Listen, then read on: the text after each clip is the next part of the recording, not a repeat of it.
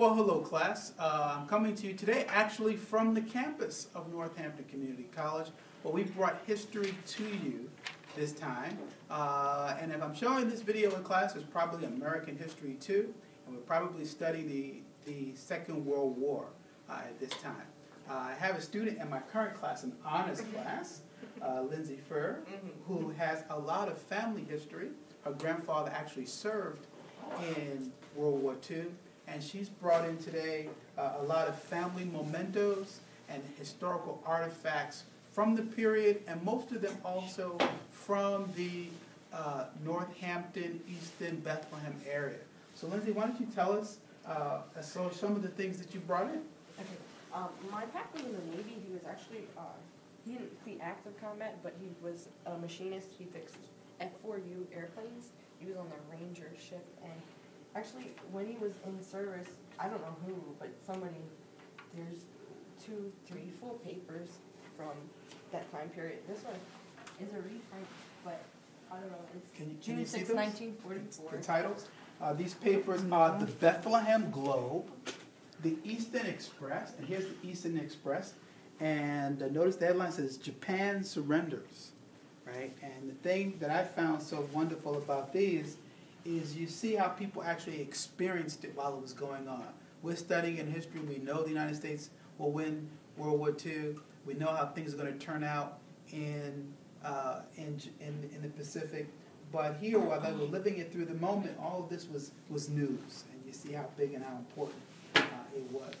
I really wish everybody could read the articles, too, because the articles, I think, are the most fascinating part of all this stuff, just to see what everybody was saying, and especially because you just learned about it, so it puts it in perspective. Yeah, I like this one here. MacArthur named to accept surrender terms. So, as pundits kind of speculate what MacArthur will do, how they'll be able to transform Japan. Will Japan accept the surrender and the terms that the United States will dictate? Today we think of Japan as one of our closest allies, as a very friendly country, a very economically developed country, particularly in the area of technology. All that's kind of like hindsight. Right? And many people might have wondered, will Japan harbor vengeance against the United States for dropping the 2 nuclear bombs and kind of like Germany after World War I? But again, we have the benefit of hindsight, and we could see the picture of the emperor. Emperor Hirohito, he will take orders, right? And so this is interesting. And now, why don't we go to the family album of some photographs, and you could take us through some of these very moving. Okay.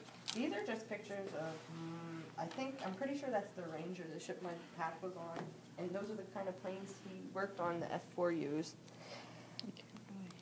Yeah, and that's my pap, and I don't know who. I think that's one of his Navy buddies. I wish I could bring him in every semester. This is just, and those stickers.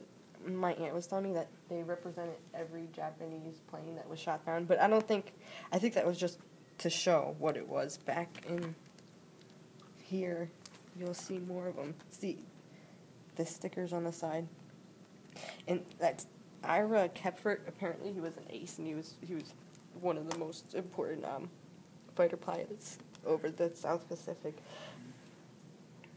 I don't know, they're really cool. Right, and we talked about in class how the Japanese, towards the end, would actually crash their planes into the aircraft carriers. And so that's why everyone who's serving World War II is a combat veteran, especially if you're in a combat zone and on a ship.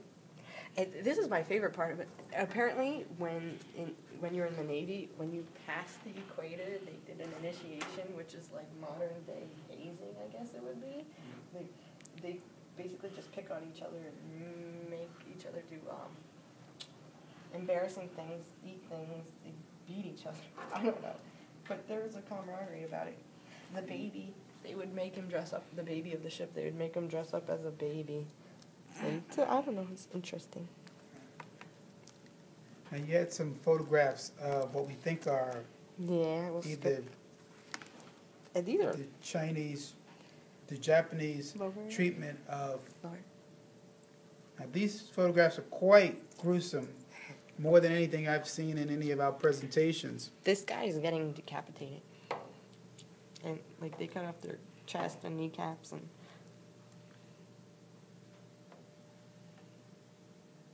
There's the head laying right there. Some of these photographs, can we take one of them out just to see? Here's a picture of a head on a Oh, it pole. comes out this way. All right. And I just want to see.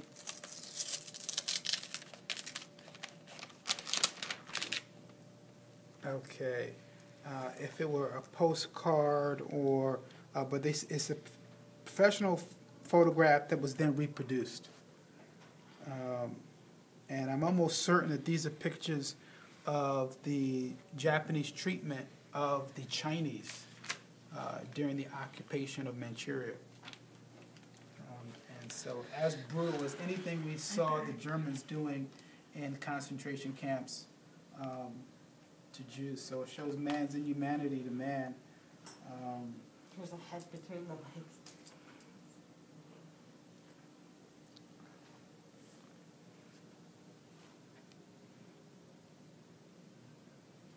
Here's a man posing with a dead, disemboweled body, it looks like. Yeah. So, gruesome. And again, as you say, people saw this or experienced it, and whether they were actually, firing guns, that experience could cause post-traumatic stress, the realities of war. So we don't romanticize it even in movies, or even when we study it, to think about how gruesome the realities were, both in Europe and in Japan. So, and then the last thing, although it's not related to World War II, I thought just some other family heirlooms.